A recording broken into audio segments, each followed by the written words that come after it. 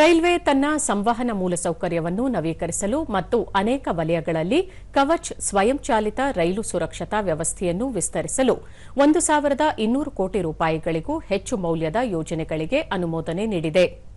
ಸುಧಾರಿತ ಫೈಬರ್ ಸಂವಹನ ವ್ಯವಸ್ಥೆಗಳು ಮತ್ತು ವರ್ಧಿತ ಸುರಕ್ಷತಾ ಕಾರ್ಯವಿಧಾನಗಳ ಮೂಲಕ ರೈಲ್ವೆ ಜಾಲವನ್ನು ಬಲಪಡಿಸುವ ಗುರಿಯನ್ನು ಈ ಯೋಜನೆಗಳು ಹೊಂದಿವೆ ಎಂದು ರೈಲ್ವೆ ಸಚಿವಾಲಯ ತಿಳಿಸಿದೆ.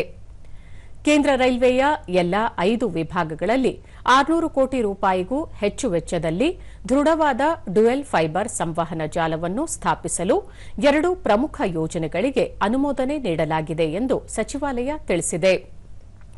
ವಿಶ್ವಾಸಾರ್ಹ ಡ್ಯುಯಲ್ ಪಾತ್ ಸಂವಹನ ಬೆನ್ನೆಲುಬನ್ನು ರಚಿಸಲು ತಡೆರಹಿತ ಕಾರ್ಯಾಚರಣೆಗಳನ್ನು ಖಚಿತಪಡಿಸಿಕೊಳ್ಳಲು ಮತ್ತು ಫೈಬರ್ ಸಾಮರ್ಥ್ಯವನ್ನು ಗುತ್ತಿಗೆಗೆ ನೀಡುವ ಮೂಲಕ ಹೆಚ್ಚುವರಿ ಆದಾಯ ಉತ್ಪಾದನೆಯನ್ನು ಸಕ್ರಿಯಗೊಳಿಸಲು ಆಪ್ಟಿಕಲ್ ಫೈಬರ್ ಮತ್ತು ಓವರ್ ಹೆಡ್ ಗ್ರೌಂಡ್ ವೈರ್ ವ್ಯವಸ್ಥೆಗಳನ್ನು ನಿಯೋಜಿಸಲಾಗುವುದು ಎಂದು ಸಚಿವಾಲಯ ಹೇಳಿದೆ.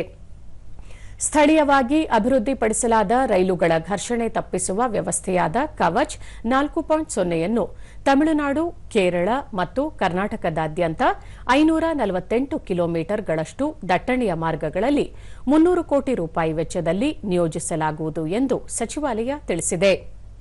ಗುಜರಾತ್ನ ರಾಜ್ಕೋಟ್ ಮತ್ತು ಭಾವ್ನಗರ್ ವಿಭಾಗಗಳಲ್ಲಿ 300 ಕೋಟಿ ರೂಪಾಯಿಗೂ ಹೆಚ್ಚು ವೆಚ್ಚದಲ್ಲಿ ಆಪ್ಟಿಕಲ್ ಫೈಬರ್ ಸಂವಹನ ಜಾಲವನ್ನು ಪೂರ್ಣಗೊಳಿಸಲಾಗುವುದು.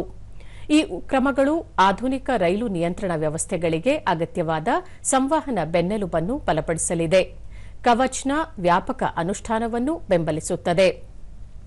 ದೇಶದಲ್ಲಿ ಸುಧಾರಿತ ಸುರಕ್ಷತೆ, ದಕ್ಷತೆ ಹಾಗೂ ಭವಿಷ್ಯದಲ್ಲಿ ರೂಪುಗೊಳ್ಳಲಿರುವ ರೈಲ್ವೆ ಕಾರ್ಯಾಚರಣೆಗಳಿಗೆ ಕೊಡುಗೆ ನೀಡುತ್ತದೆ ಎಂದು ಸಚಿವಾಲಯ ಹೇಳಿದೆ.